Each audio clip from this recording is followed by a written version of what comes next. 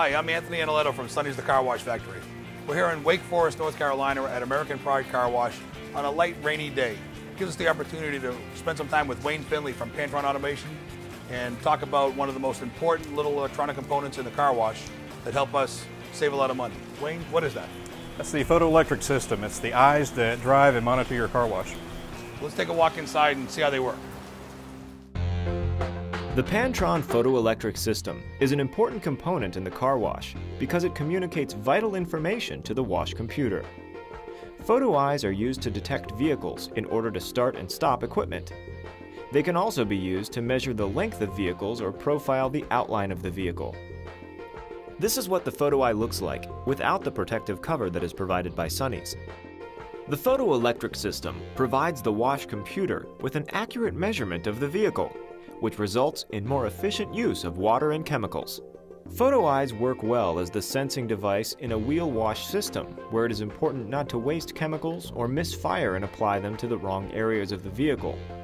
Photo eyes are a good replacement for limit switches and treadle plates because they do not require contact with the vehicle or perfect vehicle alignment, and they use minimal moving parts. Wayne, let's take a minute and tell people a little bit about how the photo eye system works and how it helps save money and actually improve the performance of the car wash. Okay. When the car enters the car wash, the photo eyes measure the length of the vehicle from bumper to bumper, so you know the difference in the size of the vehicle, whether you're measuring a Volkswagen or an Expedition. That lets you know, by counting pulses or counting seconds, counting inches, how long the vehicle is. That way you're not putting chemical or soap on the floor.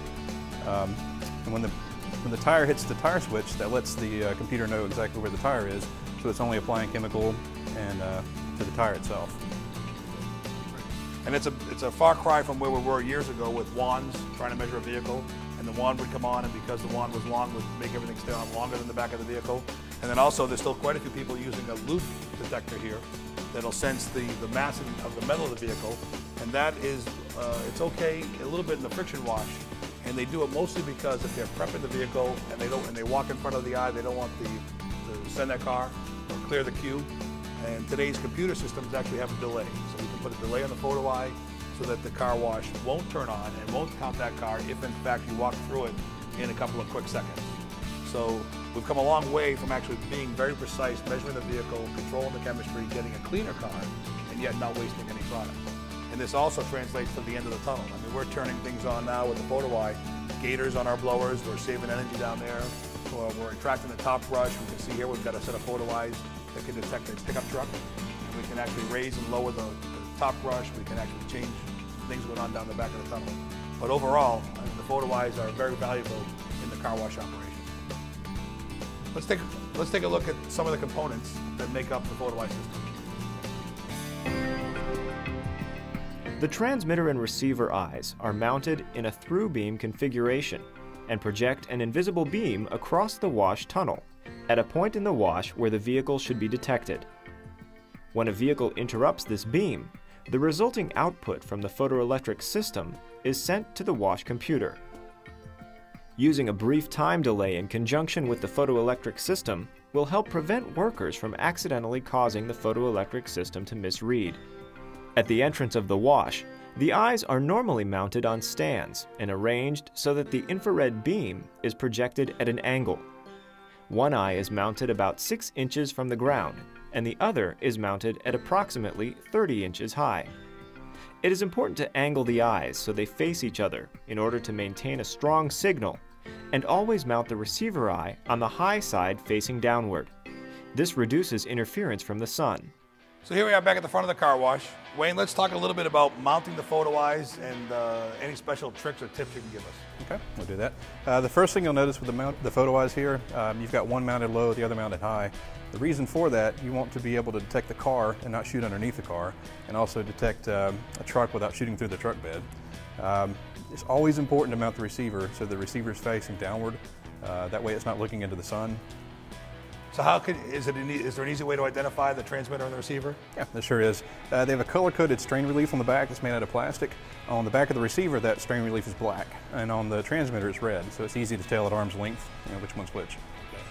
And then once we mount them, we provide a swivel bracket for them so they can actually adjust the height angle. How critical does it, did we pull a string in it? I mean, the beam of the light is how big? If you can pull a string and get the eyes so they're parallel with that string, then that's close enough. You're going to get a good signal from it. And then there is a way to test the strength of the signal from the amplifier, which will show us. That's right.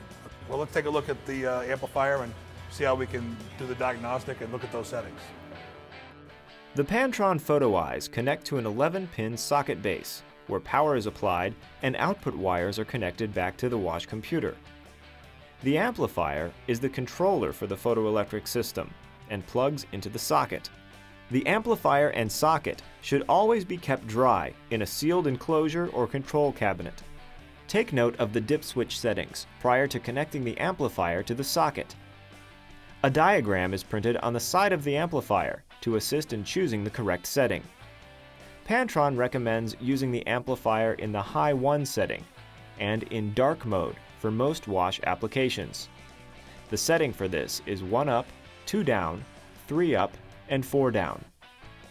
The amplifier automatically controls the intensity of light emitted by the transmitter, so that the photoelectric system is always operating at the optimum level. When the wash is idle, the photoelectric system operates on a lower setting to help prolong the useful life of the photo eyes. When water is spraying and soap covers the front of the eyes, the amplifier increases the system power to see through everything in its path except the vehicle.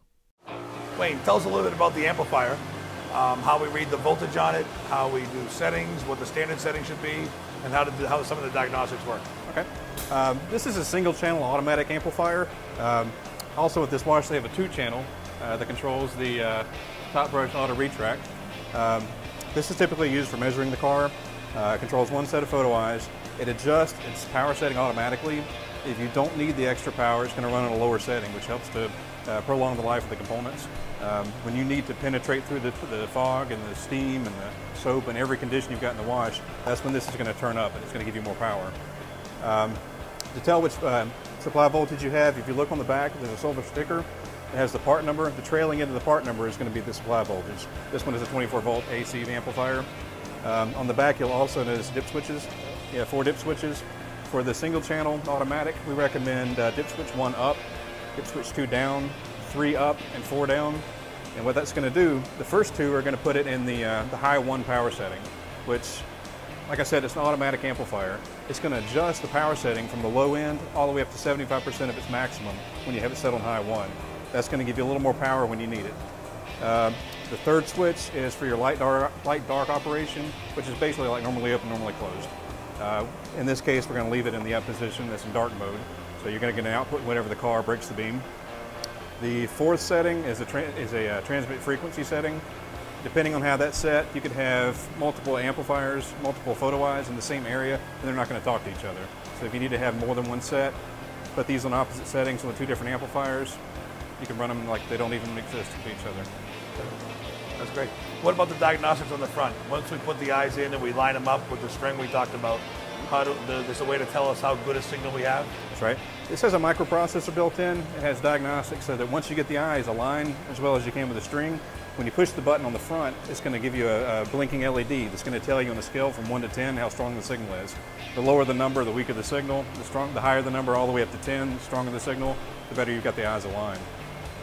If there was a problem, let's say something happens and one of the eyes is damaged, one of the cables is severed, doing the same diagnostic test will change. It'll tell you which one of the eyes is causing the problem, whether it's the transmitter or the receiver, and what the problem is, whether it's a short or an open.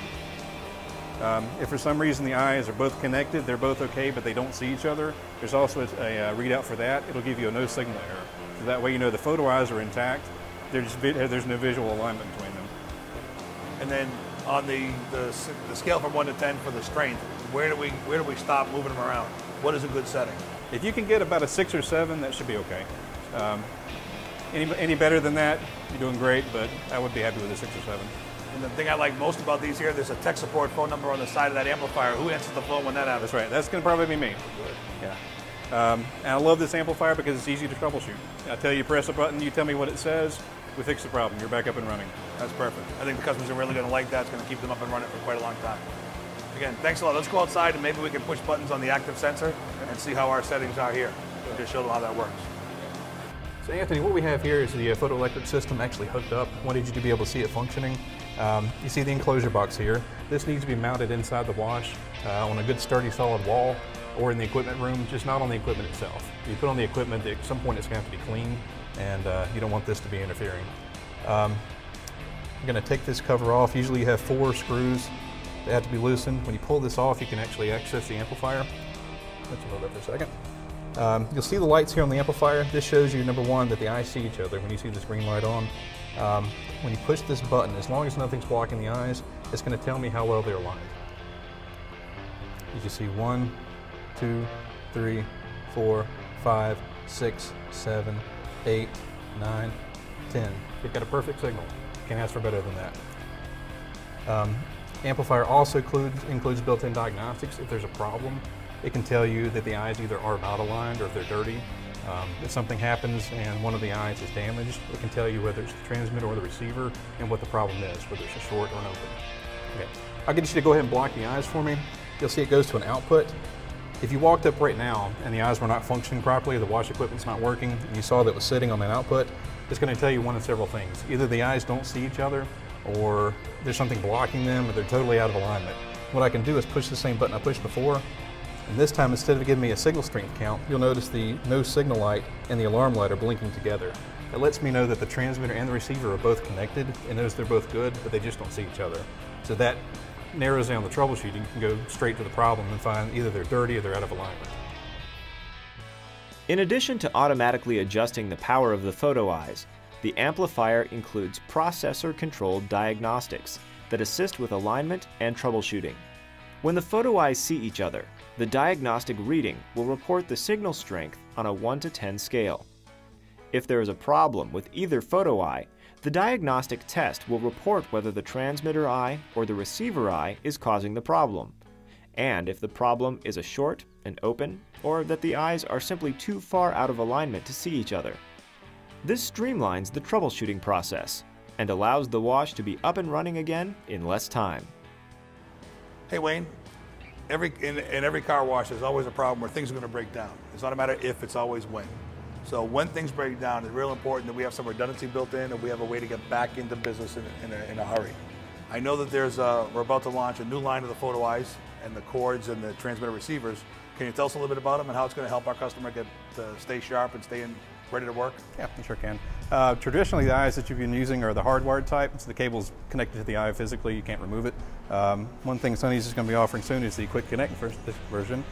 As you can see, the sensor just plugged into the cable. If something happens to the sensor head, rather than pulling the cable out and rewiring the whole thing, all you have to do is just take out the sensor, put a new one in, screw it down tight, a watertight IP67 seal, and you're good to go. Let me ask you a question. Same cable works for both the transmitter and the receiver? Yes, it does. It does. So it's just a 4-wire cable, so that's the same. So we have one part that handles both eyes in case we need to run a cable, someone gets caught. And then the transmitter receiver, we'll be able to sell those separately, so they can keep one of those on the shelf of each type and be able to then change that in an instant, right, when things go on.